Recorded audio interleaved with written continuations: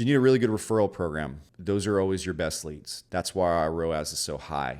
That is usually one of the top every month of marketing campaigns that has the highest return on investment and revenue. Escape the One Man Show podcast. Welcome to Escape the One Man Show, where we help contractors stop running a job and start building a company. Today, we got a call from Billy Gregus, who owns Integrity Refrigeration in Florida, and he left some really good questions about growing his business. All right, we're going to listen to question number 2 from Billy. Hey, Derek, this is Billy Gregus. Second question I had was marketing. I know that you have an internal marketing person team. I am interested in what you see working currently right now. Are you doing PPC, Google LSA? Are you doing just unpaid? Are you doing guerrilla marketing that you see where you get the most return, the most ROI for marketing right now? Be interested to hear that. Billy, another great question. Marketing. Yes, that is something that I spend a lot of time on, and let me get right into it. So I personally do marketing a bit different than I think a lot of companies. I started out hiring the big agencies that manage everything all in one, right? Our PPC, our LSA, social media. And it was really hard to hold them accountable because they pretty much owned all our stuff. I learned my lesson pretty hard that typically experts are good at specific things. Usually an HVAC person's not a plumber. They're two different people. And if they're an expert in the field, HVAC, it's probably residential versus commercial. Even a good residential commercial guy are a little bit different person. So the marketer that says they're good at everything and just hire me, like it's usually BS. So what I did first, I wanted someone on my team that was very knowledgeable in marketing, that had our back, that wasn't just trying to sell us more products, get us more leads so that they can make higher percentage. So I hired a CMO, Chief Marketing Officer, and she's completely remote. She works for a separate company and she meets with us twice a week. We go over all of our ROAS, return on investments. We look at all of our campaigns. We plan all of our future marketing, and they're very strategic meetings. And she also manages all my vendors. So I do have a marketing company that does my website, that hosts the website. They do my SEO, they do my local SEO. And we've got a few vendors out there. We have a separate vendor that just does Google PPC. We used to have one that just did social media. We have text messaging, automation, follow-ups. We have plenty of vendors, and she specifically manages those vendors because she knows how to speak their language. Sometimes they play games. They send you a report, and it makes all the numbers look better. Here's your ranking on these keywords. And it's like, I don't even care about like AC. I don't even care about a keyword heating in Melbourne, Florida. Guess what? No one's ever searching that. It's a low interest keyword. So they're going to put keywords in there that aren't really high sought out keywords to make you look like you ranked well. So having an expert like that can really criticize these vendors to make sure they're on top of it is extremely important. And it's helped us so much. And we use external softwares. We use a product called Searchlight that connects with ServiceTitan, some of our social media platforms. And it also helps us vet our PPC vendor. And it tells us realistically what is the ROAS on these campaigns. Because ServiceTitan's easy to mess up. And sometimes when you do a report in ServiceTitan on your marketing campaigns, it's not accurate because your CSRs just might not be identifying those opportunities and marking the right marketing campaigns. So Searchlight actually helps clarify based on the number that called in. It's a really good software. So we use that to validate our data with ServiceTitan. So I have a CMO. I also have an internal marketing coordinator, and her job is to do all of our social media in-house. She does all the video. She does all the organic posting. She does manage our Google LSA. We manage that really well. We have a couple Google LSA profiles. She does all of our email marketing, and she also does a lot of our text message marketing. She also helps set up our events, our charities. It's a good bridge also with our CMO. So we have a really strong team for marketing because it takes a lot of time and effort. And I've hired the big agencies, and it's not the same as people that actually work in your organization. So I'd highly recommend you have a dedicated person as soon as possible. I had a marketing coordinator on as soon as 2 million in revenue. And we're looking to do 15 million this year. So that's why I kind of have a couple more people on, and I work in the marketing as well. But what I see working, I'd say our number one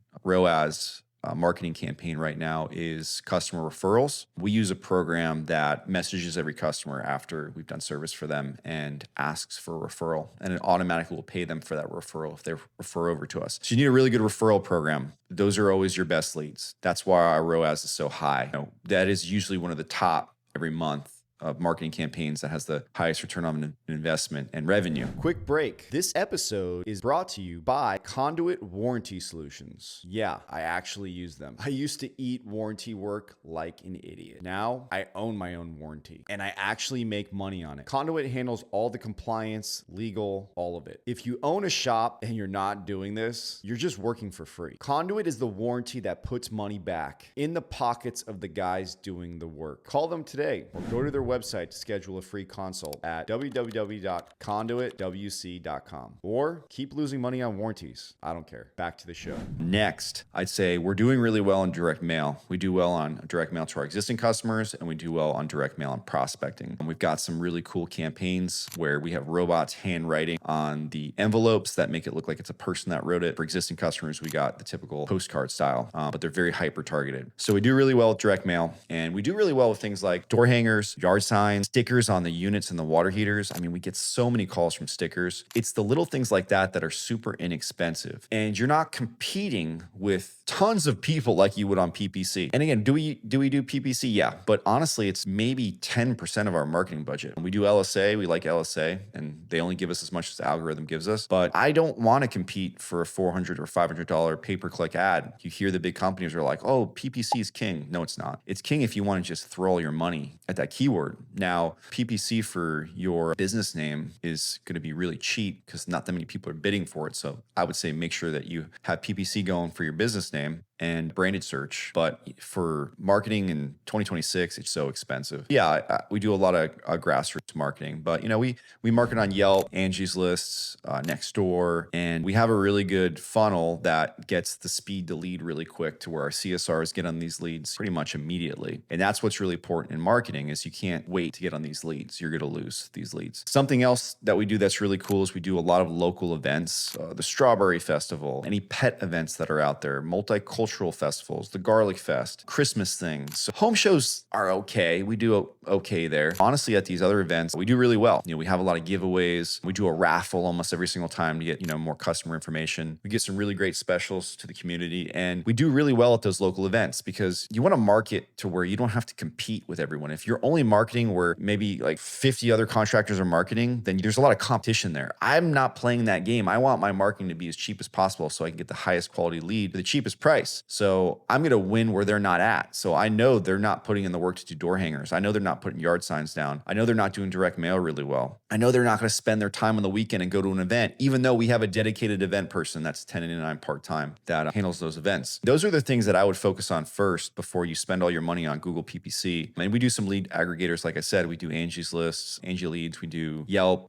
we do Nextdoor, and they do decent. But again, like that's not where we're spending all of our money on that. We also do a lot with branding. So we do TV commercials. I wouldn't recommend you do that until you're pretty large and you have a decent marketing budget. I would not recommend you do billboards, mass media, radio till you're a good enough size because you have to spend enough money on that stuff for it to be impactful. If you don't have enough spots on those radio stations, then it's just not going to be impactful. If you can't be on that billboard long enough, it's just not going to be impactful. So we are on the radio. We're on TV. We do streaming and OTT. And we didn't always do that. We didn't start doing that until this year. We always did social media. We do Facebook paid ads. Our Facebook paid ads do actually pretty well. We run a lot of Facebook paid ads on Meta. So yeah, I wouldn't get into billboards, radio, or television until you're big enough and you have enough marketing budget to really make a difference in those avenues.